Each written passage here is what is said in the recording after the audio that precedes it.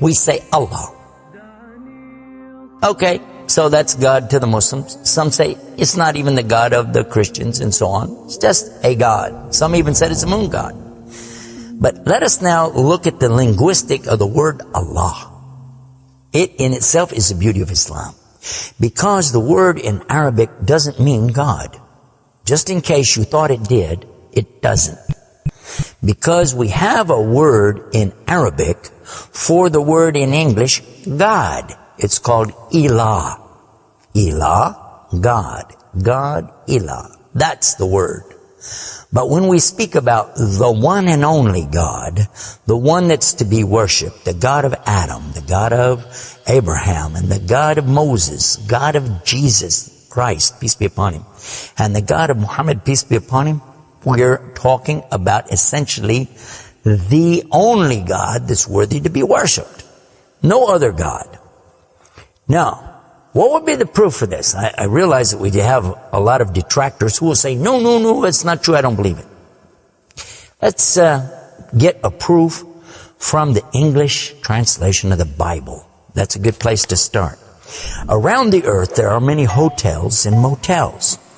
And almost every one of them that you go to, there's a drawer beside the bed that when you open it up, you'll find a book in there and you'll take it out. Now, what is that book? And you already know the answer. It's the Bible. It's the Gideon publication of the King James Version of the Bible. The Gideons are very proud of it because they've translated it into so many languages.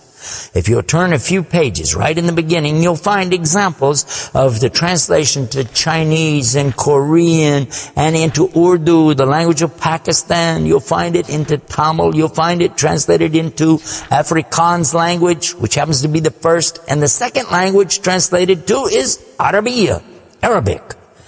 And there is an example of each one of these languages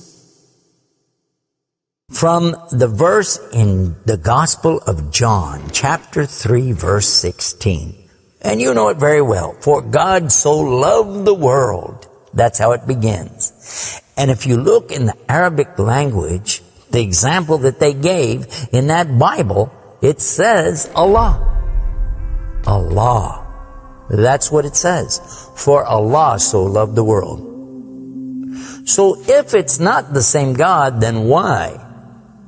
All over the entire earth, everywhere I go, I find this exact same word being used in the Bible of the Christians. Now you might say, what about the Old Testament?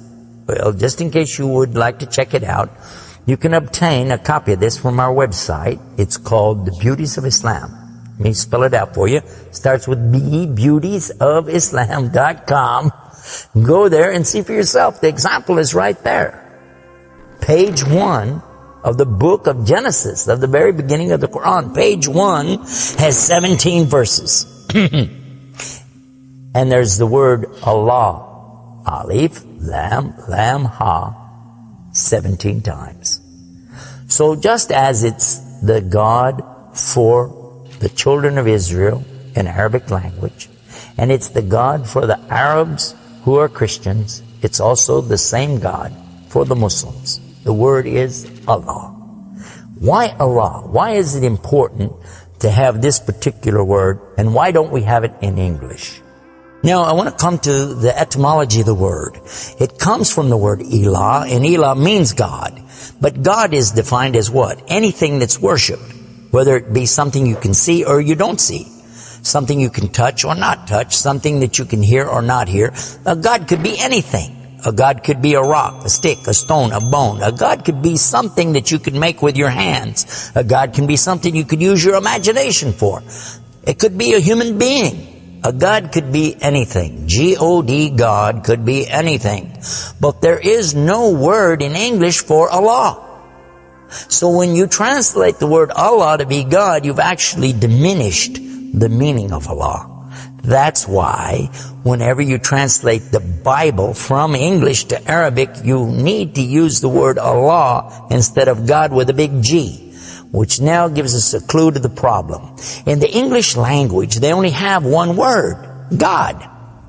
Little G-O-D. It means something worshipped. It could be idols, images, pictures, statues. It could be human beings. It could be anything. This is God's. Little G-O-D-S. But when you mean the God, you have to capitalize the G. You have to make a big G. Now, what happens if you're going to start the sentence with the word God? You have to make a big G anyway, don't you? So you wouldn't know if it was God, big God, or God, a little God, just any old God. You wouldn't know. Also, whenever you're speaking to someone, they can't see the letters. So when you say God, which God? What God are you talking about? In Arabic, though, it's clear. When you say Ilah, okay, he's talking about a God. And Allah is an Ilah. But he's also Al-Ilah, the only Ilah. And when you say Allah, this firms it up. And there's no doubt in anybody's mind that you're talking about the one and only God. The word Allah in the Arabic language cannot be made plural. There can't be more than one. Okay, that perfectly fits the unique God of the believers, because there's not more than one. He's only one. There's no God beside God. Second point is this: it can't be made female or male. There's no gender to the word. In Arabic, all the words have gender. All words have gender.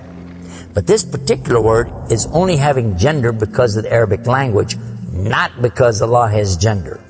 I'll give you an example. It always says like Allahu. This means Allah, He is. But when we say He, it's out of respect for Allah, because Allah is without gender, because He's not like His creation.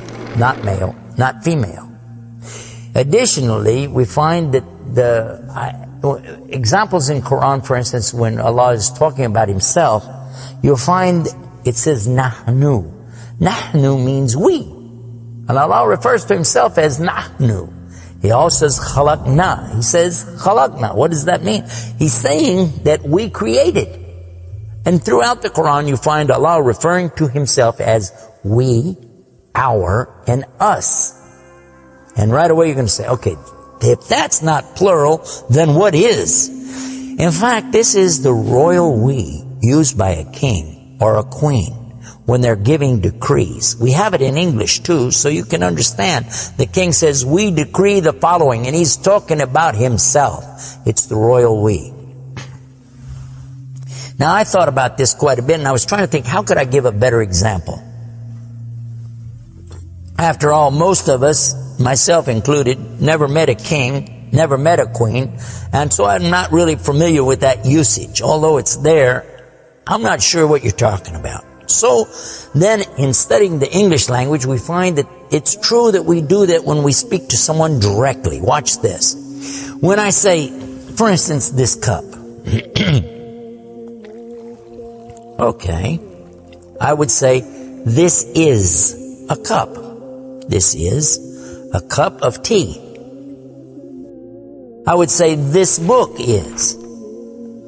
I would say, those artifacts are. Those are. This is. These are. So I'm saying is and are. Did you catch this now? These things are. This is. Now when I speak to a human being, how do I do this? Well, I will say, you guys. All of you are. All of you are. A-R-E.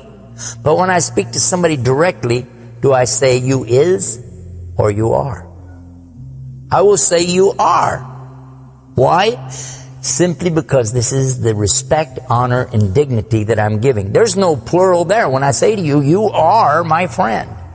You are a lovely person. But why am I saying are? Why aren't I saying is?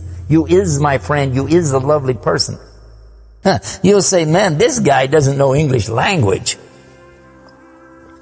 And in fact, that's how we can understand this usage of we and our when Allah is talking about Himself.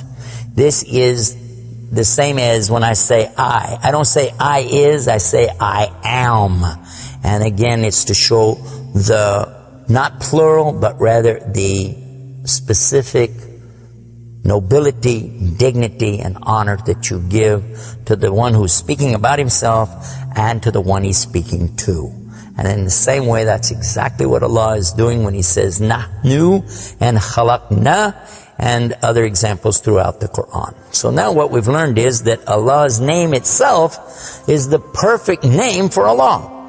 It is something that is so fantastic to describe who He is and who He isn't. The one and only God. There is none other like Him, nothing like unto Him, Allah, and at the same time, the dignity, the royalty, the honor that's due Him is contained in His name. Not like anything else, not male, not female, and yet He is the all Allah, the only God.